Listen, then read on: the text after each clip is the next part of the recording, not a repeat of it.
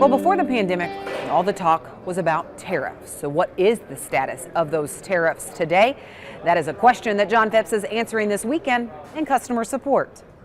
This week, a question about inflation and tariffs from Gary McIntyre in Hawkeye, Iowa.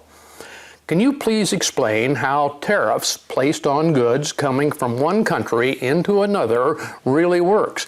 I understand the U.S. has over 500 tariffs on various products coming from China currently. It is being considered to drop it down to the 300 range. Was some objective met that some tariffs might be canceled? Also, wouldn't tariffs contribute to inflation? These are great questions, Gary. I did an Ag-Splainer multi-week job when tariffs were first imposed back in 2018. And the condensed version is pretty straightforward. Tariffs are paid by the importers to their own governments, not the exporter. China has not sent us any beautiful checks. Effectively, they have the same economic impact as a sales tax.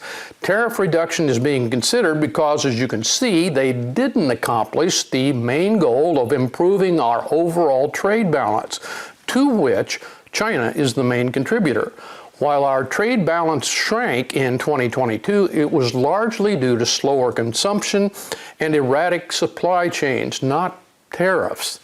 As for the inflationary part, the economic interruption by COVID makes the data really messy.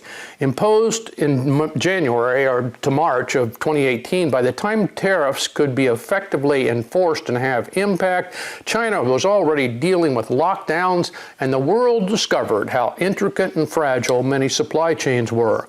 For instance, steel was one of the biggest disputes. Here is what global steel trade indexed to the year 2000 looks like. COVID simply changed everything. Tariffs almost certainly contributed to inflation, but were soon a part of a mixture of lost production, shifting supply chains, and consumers just slowing their purchases. It really doesn't matter what steel costs if no cars are being made, for example. Many of those tariffs remain in place, especially with China, but as economies recovered, trade flows shifted.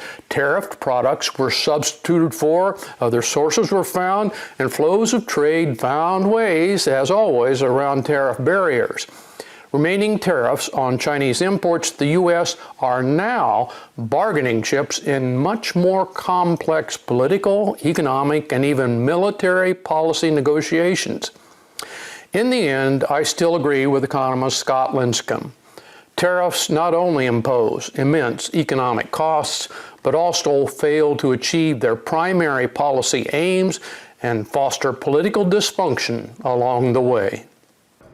Thanks, John. And don't forget, if you want to watch more of John's commentary, you can do that on our Farm Journal YouTube page. Well, last year, there was a lot of buzz and talk about glufosinate and glyphosate and where those supplies sit. So this year, are we facing a glufosinate shortage? We sat down with a representative from BASF to discover the answer.